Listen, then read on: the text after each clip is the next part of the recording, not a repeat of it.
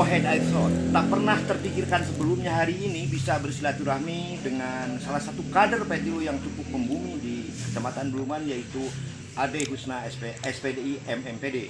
Dan beliau bukan saja sebagai anggota Dewan yang tua raya, tapi seorang educator, seorang pendidik. Dan tempo hari saya pernah berbincang-bincang dengan Pak Ade di suatu tempat. Nah, terkait dengan kian habisnya bulan puasa, kemudian tahun politik sudah di depan pintu. Pak, tentu sebagai kader partai Petilu yang memang Bapak sudah cukup membumi di Kecamatan Buluman, kemudian persiapan apa menjelang Pileg 2024 dan Pilkada Kabupaten Garut? Kebetulan perbincangan langsung di rumah Bapak Ade Husna di seputar Kampung Cibitung, Desa Simpen Kidul, Kecamatan Bulimangan, usai berbuka puasa. Silakan Pak Ade. Oke, terima kasih atas waktunya. Apa yang menjadi pertanyaan Akang, langkah-langkah kami DPC Partai Persatuan Pembangunan Kabupaten Garut dalam waktu dekat akan segera melaksanakan Musancab pembentukan PAC tiap kecamatan. 42 kecamatan yang ada di Kabupaten Garut akan melaksanakan Musancab mulai tanggal 7 nanti. 7 apa Pak? Tanggal 7 Mei. Tanggal 7 Mei kita start dari Dapil 2, kemudian Dapil 1 dan dapil-dapil yang lain yang menjadi bagian dapil di Kabupaten Garut. Nah, Musancab itu dibagi beberapa zona ya, di mana nanti kader-kader partai ketiga akan lebih mempersiapkan diri, membenahi struktural, dan akan menjalankan program ketua DPC yang baru. Siapa ketua DPC? Bapak Yudi Lasmaningrat. Nah, dengan program yang luar biasa, tentu harus disambut dengan baik oleh para PAC dan juga para ranting yang ada di akar rumput yang ada di bawah. Itu mungkin program yang paling dekat, yaitu membenahi struktural partai. Siapan di pertarungan 2024. Pileg ya? Pileg dan Pilpres. Oke. Pilpres, kemudian oke Pak, bahwa ini hitungan politik bahwa tahun 2024 sudah di depan mata, karena 1 tahun anggaplah 2 minggu, kemudian 3 tahun anggaplah 2 tahun anggap kurang lebih 1 bulan, karena dinamika politik begitu keras dan kencang Pak.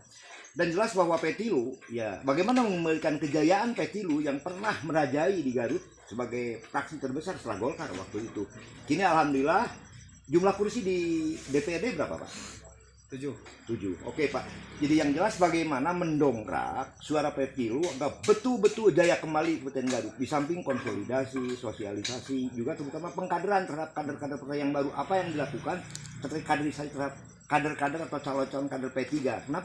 Kenapa Wakil Gubernur Jawa Barat yang kedua juga ketua DPW, wakil ketua DPW Petilu Provinsi Jawa Barat, jadi seorang kader harus mampu menarik gerbong, katanya begitu. Bagaimana komentar Bapak sebagai wakil rakyat dari Dapil 2 dari Partai Persatuan Pembangunan terkait dengan statement Bapak UU Ruzanul Ulum yang kebetulan bukan saja sebagai wakil gubernur Jawa Barat tapi juga sebagai wakil ketua DPW Jawa Barat, terkait bagaimana seorang kader mampu menarik gerbong kader lain? Silakan Pak. Oke.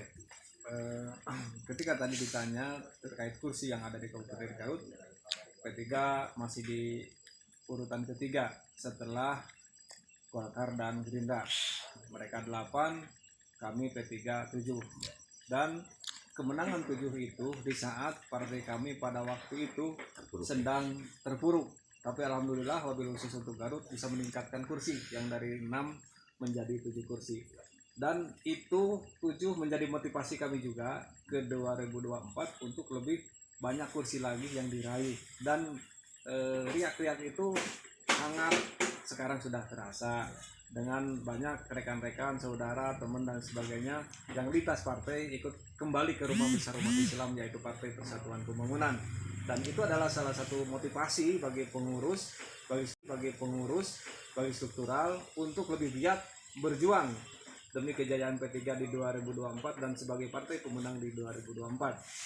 Gitu. P3 insya Allah tidak akan melupakan kader dan akan menambah kader-kader baru yang mungkin kedepannya bisa membesarkan P3 di 2024. Oke Pak, as a closing statement, sebagai penutup pernyataan ini bahwa 2 hari lagi kita akan merayakan Hari Raya Idul Fitri, kemudian apa harapan Bapak, pesan-pesan Bapak baik kepada sesama rekan dewan, kepada konstituen dan semua kader Petilu yang ada di Kabupaten Garut menjelang berakhirnya bulan suci Ramadan yang dinilai adalah bulan yang penuh ampunan dan maghfirah. Silakan Pak. Oke. Alhamdulillah ya, bulan Ramadan sebentar lagi berakhir dan kita akan kembali kepada fitrah kesucian. Semoga amal ibadah puasa terutama di bulan suci Ramadan, ibadah keluarga, kemudian rekan-rekan juga masyarakat Garut, mudah-mudahan puasanya diterima oleh Allah Subhanahu wa taala dan kembali kepada fitrah suci sebagaimana bayi baru dilahirkan. Kita kembali kepada nol dan kedepannya harus lebih baik, yang membuktikan bahwa puasa kita diterima. Kita menjadi orang yang bertakwa, beriman dan bertakwa kepada Allah Subhanahu wa taala.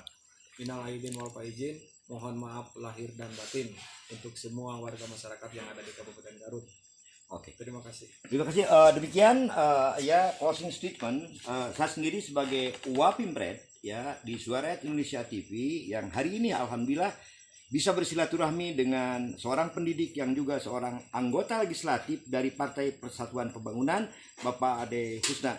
Dan Pak Ade mohon kepada seluruh warga Garut, ya, apapun partainya, mohon minal aidin wal faizin.